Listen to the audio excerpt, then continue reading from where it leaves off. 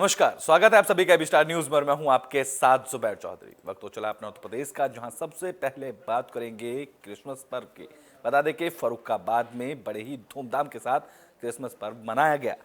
तो फर्रुखाबाद में क्रिसमस का पर्व बड़ी ही धूमधाम से मनाया गया, जहां देर रात शहर के चर्च और गिरजाघरों में प्रार्थना सभा का आयोजन किया गया। इस दौरान लोग सैकड़ों की संख्या में एकजुट हुए और CNI चर्च में पहुंचे, जहां लोगों ने चर्च में प्रार्थना कर मुल्क में अमन शांति की दुआ मांगी। तो वहीं लोगों ने प्रभु यीशु से जन्म की खुशी में एक दूसरे को केक खिलाकर क्रिसमस पर्व की बधाई दी। बता दें कि फर्रुखाबाद में क्रिसमस पर्व को लेकर क्रिसमस मेले का भी आयोजन किया जाएगा। बहुत ही खुशी और आनंद के साथ लोग जो है इस क्रिसमस के पर्व को मना रहे हैं। हमारा संपूर्ण मसीह समाज प्रभु की संगति में इस मध्य रात्रि प्रार्थना में सम्मिलित हुआ। सभी लोग केक लाए, एक दूसरे से गले मिल रहे हैं, एक दूसरे को मुबारकबाद दे रहे हैं और एक दूसरे के साथ मिलकर के खुशियां मना रहे हैं, केक काट रहे हैं, खा रहे हैं और एक दूसरे को खिला रहे हैं। इस तरीके से प्रभु यीशु क्रिस्ट के जन्म दिवस की खुशी अपने जीवन में इस तरीके से मना रहे हैं कि वास्तव में फिर से हमारे जीवन में वो बालक आनंद भर कर के प्रभु यीशु क्रिस्ट पैदा हुआ है और हमारे अंदर एक नया उत्साह जो कमजोर था फिर से परमेश्वर की महिमा के लिए तैयार हुआ है और हम सभी बहुत आनंदित और मगन हैं। कल किस तरीके से प्रार्थना होगी? कल कितने बजे चर्च? कल जो है सुबह 9 बजे चर्च होगा।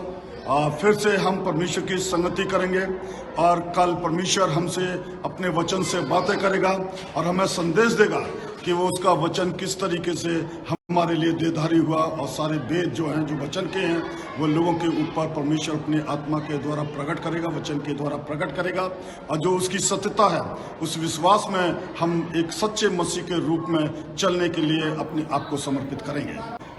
बुलेटिन में बात फिरोजाबाद की कर लेते हैं, जहां शिक्षा मंत्री ने बच्चों को स्मार्टफोन बांटे। तो फिरोजाबाद के आदर्श कृष्ण महाविद्यालय में स्मार्टफोन वितरण कार्यक्रम का आयोजन किया गया। इस कार्यक्रम में समाजवादी पार्टी के पूर्व MLC के साथ साथ कई समाजवादी पार्टी के नेता मौजूद रहे, जहां उच्च शिक्षा मंत्री योगेंद्र उपाध्याय ने छात्रों को स्मार्टफोन बांटे। उच्च शिक्षा मंत्री योगेंद्र उपाध्याय ने इस दौरान कहा कि मोबाइल फोन से तकनीकी ज्ञान प्राप्त करने में काफी सहूलियत छात्रों को मिलेगी, जहां 300 से अधिक छात्रों को स्मार्टफोन वितरण किया गया। के जो एक बिंदु है कि शिक्षा को तकनीक से जोड़ना, उसके अंतर्गत पूरे प्रदेश में छात्रों को टैबलेट और स्मार्टफोन वितरित किए जा रहे हैं, जिससे आम छात्र अपने हाथ में तकनीक ले घूमे शिक्षा के लिए।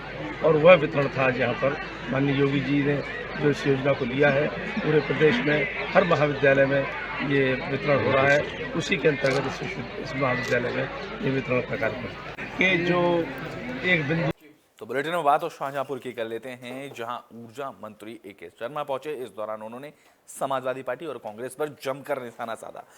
तो उत्तर प्रदेश सरकार के नगर विकास और ऊर्जा मंत्री AK शर्मा शाहजहांपुर पहुंचे, जहां वो जिला रत्न अंकलकरण समारोह में शामिल हुए। तो वहीं उन्होंने भारत रत्न अटल बिहारी वाजपेयी के जन्मदिन की पूर्व संध्या पर आयोजित कार्यक्रम में भी हिस्सा लिया। उन्होंने राष्ट्रीय स्तर की लॉन टेनिस खिलाड़ी महिका खन्ना को जनपद रत्न से सम्मानित किया। तो वहीं उन्होंने समाजवादी पार्टी और कांग्रेस पर जमकर निशाना साधा, जहां प्रियंका गांधी को यूपी प्रभारी से हटाए जाने और अविनाश पांडे को प्रदेश प्रभारी बनाए जाने के सवाल पर उन्होंने कहा कि कांग्रेस को जनता ने रिजेक्ट कर दिया है। ऐसे में अगर माल खराब हो तो बाजार बदलने से कोई फायदा नहीं होगा। इसके अलावा समाजवादी पार्टी के महाब्राह्मण सम्मेलन पर उन्होंने कहा कि समाजवादी पार्टी ने हमेशा जातिवाद की ही राजनीति की है, इस बार भी उनका जातिवाद प्रयोग असफल होगा। शाहजहांपुर में माननीय वित्त मंत्री आदरणीय सुरेश खन्ना जी के आमंत्रण पर मुझे यहाँ आने का अवसर मिला। उनके सहित सभी जिले के जनप्रतिनिधियों का, माननीय सांसदगण का, माननीय विधायकगण का, उनका स्वयं का मुझे बहुत स्नेह मिला, जनता का बहुत स्नेह मिला। उसके लिए मैं बहुत ही धन्यवाद करता हूँ। माननीय खन्ना जी के इनिशिएटिव से, जैसा कि मुझे समझ में आया है, आज 27वां एक कार्यक्रम है जिसमें शाहजहांपुर के रत्नों को सम्मानित किया जाता है। इस बार एक महिका खन्ना जी को सम्मानित किया गया है, जिनको जो बहुत ही अभी युवा खिलाड़ी हैं, अभी 2007 की जन्मी हुई हैं, 16 साल 17 साल भी अभी उनको पूरा नहीं हुआ है। फिर भी उन्होंने प्रदेश स्तर पे, राष्ट्रीय स्तर पे अपनी पहचान बनाई है। मैं उनके उज्जवल भविष्य की कामना करता हूं और इस प्रकार के रत्नों को सम्मानित करने की जो परंपरा माननीय खन्ना जी ने डाली है, उसके लिए मैं उनको बहुत ही साधुवाद देता हूं, बहुत बहुत अभिनंदन करता हूं। शाहजहांपुर में तो बुलेटिन में बात प्रयागराज की कर लेते हैं। बता दें कि यूपी में हाईकोर्ट ने SC/ST एक्ट को लेकर बड़ा फैसला लिया है। तो SC/ST मामले में इलाहाबाद हाईकोर्ट ने बड़ा फैसला सुनाया। फैसला सुनाते हुए हाईकोर्ट ने कहा कि जाति का नाम लेकर मौखिक दुर्व्यवहार अपराध की श्रेणी में नहीं आता है। कोर्ट का कहना है कि अगर SC/ST के किसी सदस्य की जाति का नाम लेने का मामला घर के अंदर हो तो वो मामला दुर्व्यवहार नहीं माना जाएगा। तो वहीं किसी सार्वजनिक स्थान पर ऐसी बात बोली जाती हो तो उसे आपराधिक श्रेणी में माना जाएगा और उस पर FIR भी दर्ज की जाएगी।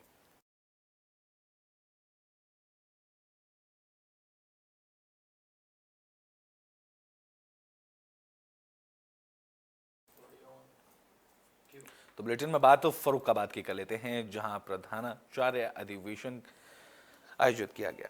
तो फर्रुखाबाद में उत्तर प्रदेश प्रधानाचार्य परिषद का 45वें प्रांतीय अधिवेशन का आयोजन किया गया। इस अधिवेशन में उच्च शिक्षा राज्य मंत्री रजनी तिवारी मुख्य अतिथि के तौर में शामिल हुई। तो वहीं कार्यक्रम में आयोजकों की बड़ी लापरवाही सामने आई, जहां स्काउट मास्टर के नेतृत्व में पहुंचे 1 दर्जन से ज्यादा स्काउट गाइड छात्रों को वेटर बनाया गया। बता दें कि ये सारा मामला पांचाल घाट स्थित नारायण आश्रम का बताया जा रहा है, जहां नाबालिग छात्रों को वेटर बनाया गया और छात्रों से चाय, कॉफी और बाकी खाने की सामग्री को भी वेटर की तरह ही सर्व करवाया गया।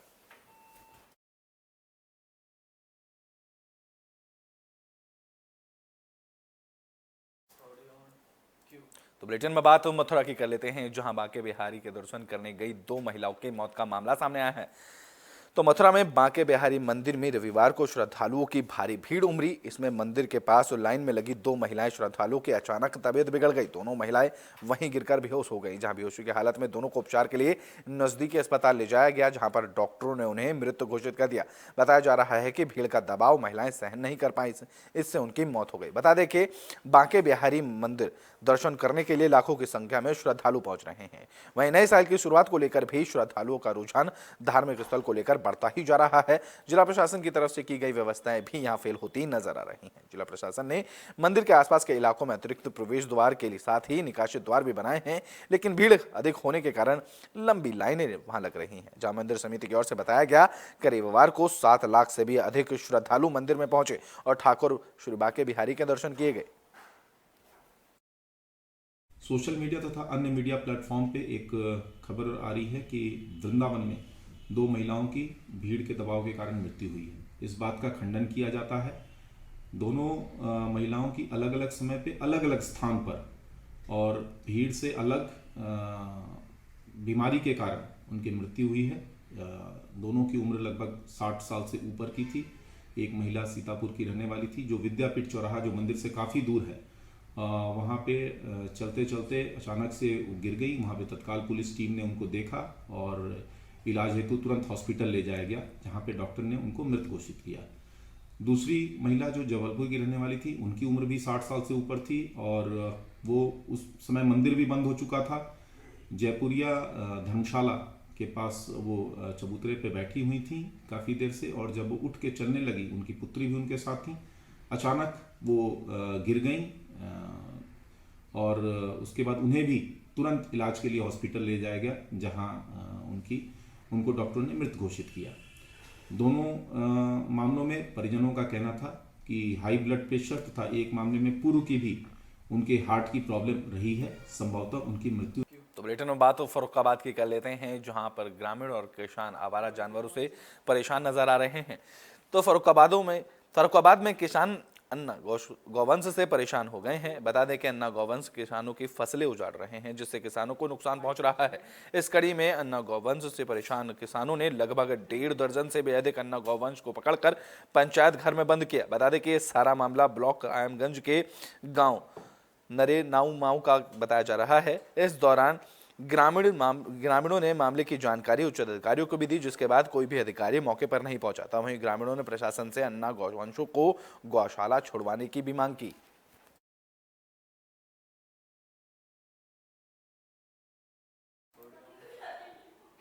तो बुलेटिन में बात बाराबंकी की कर लेते हैं, जहां केंद्र सरकार की योजना में धांधली का मामला सामने आया है। बता दें कि बाराबंकी में केंद्र सरकार की योजना के अंतर्गत हर घर जल हर घर नल में धांधली करने का मामला सामने आया। बता दें कि बाराबंकी के त्रिवेणीगंज ग्राम पंचायत और गौरव उस्मानपुर में हर घर जल हर घर नल योजना के तहत पाइपलाइन बिछाने का काम किया जा गया, जहां लोगों ने ठेकेदार पर मनमानी और धांधली का आरोप लगाया। आरोप है कि गांव में ठेकेदार ने पाइपलाइन डालने के लिए सड़कें खोदी, जहां पाइपलाइन डालने के बाद भी खरंजे का काम नहीं किया गया। लोगों ने आरोप लगाया कि टूटी सड़क होने की वजह से लोगों को अब परेशानियों का सामना करना पड़ रहा है, लेकिन इस मामले में कोई भी अधिकारी ध्यान नहीं दे रहा है।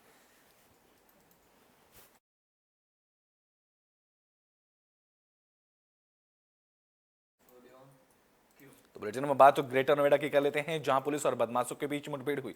इस दौरान पुलिस ने एक बदमाश को गिरफ्तार कर लिया।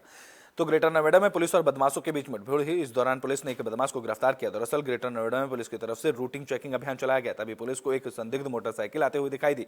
पुलिस ने बाइक सवार को रोकने का इशारा किया तो बदमाशों ने पुलिस की टीम पर फायरिंग शुरू कर दी, जहां पुलिस की तरफ से जवाबी कार्रवाई में बदमाश घायल होकर नीचे गिर गया, जिसे गिरफ्तार किया गया।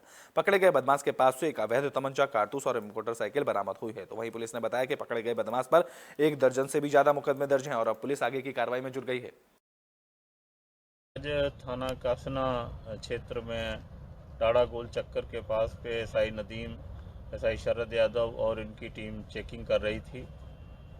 एक संदिग्ध व्यक्ति मोटरसाइकिल से तेजी से आता हुआ दिखा, जिसको इन लोगों द्वारा रोकने का प्रयास किया तो ये तेजी से भागा और ये ओमिक्रॉन की ग्रीन पट्टी पर आकर के इसने पुलिस पार्टी पर फायर कर दिया। पुलिस पार्टी द्वारा सुरक्षित अपने को करते हुए इसको काबू करने का प्रयास किया, जिसमें इसको एक गोली लगी है।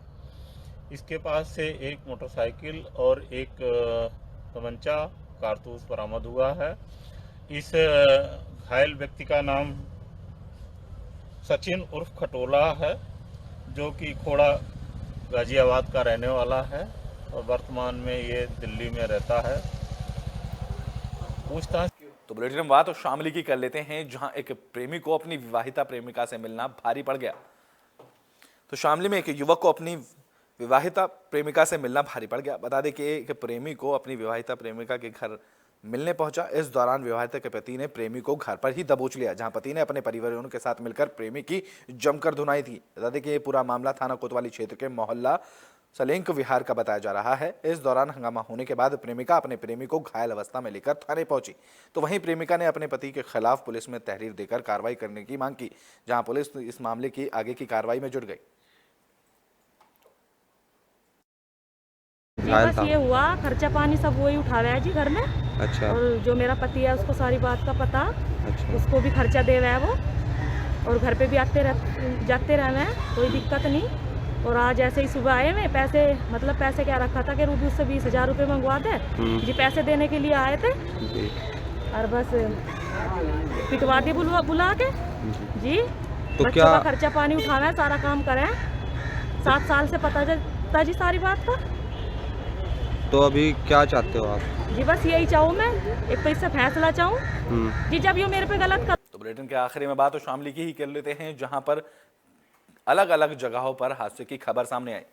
तो शामली में विभिन्न स्थानों पर सड़क हादसे की खबर सामने आई, जहां पर सड़क हादसे में 5 लोगों की मौत हो गई। बता दें कि सदर कोतवाली क्षेत्र के विजय चौक पर गन्ने से लदी ट्रैक्टर ट्रॉली में सवार एक युवक अनियंत्रित होकर ट्रैक्टर के नीचे गिर गया, जिसके ट्रैक्टर के पहिए में नीचे आने के कारण उसकी मौत हो गई। वहीं दूसरा हादसा देर रात उसी वक्त हुआ, जहां गांव बलवा निवासी अमित दिल्ली से बाइक पर सवार होकर घर वापस लौट रहा था। जैसे ही वे कांधला थाना क्षेत्र के दिल्ली यमुनोत्री हाईवे पर स्थित खंदावली चौकी के पास पहुंचा तो उसकी बाइक अचानक स्लिप हो गई, जिसके चलते उसकी भी मौके पर ही मौत हो गई। तीसरा हादसा कैराना थाना क्षेत्र के पावटी में कला में हुआ, जहां अपनी गली में खड़ी होकर लोगों से बात कर रही साइकिल सवार तसीम को तेज रफ्तार बाइक ने जोरदार टक्कर मार दी, जिसके बाद साइकिल सवार को कैराना सीएचसी में भर्ती कराया गया, जहां पर उसने भी दम तोड़ दिया। चौथा सड़क हादसा जीजना थाना क्षेत्र के ऊनी रोड पर हुआ, जहां सड़क से गुजर रही भैंसा बुग्गी ने एक बाइक को टक्कर मार दी। इस दौरान युवक को पास के अस्पताल में भर्ती कराया गया, जहां उपचार के दौरान युवक ने दम तोड़ दिया। पांचवा हादसा बाबरी थाना क्षेत्र के बाबरी हिंद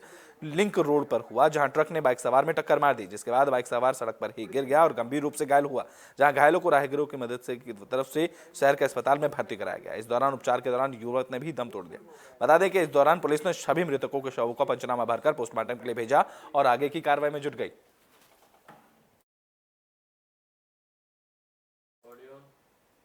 तो यूपी के बुलेटिन अपना उत्तर प्रदेश में भी के लिए बस इतना ही। देश और दुनिया की तमाम खबरों के लिए देखते रहें एबी स्टार न्यूज।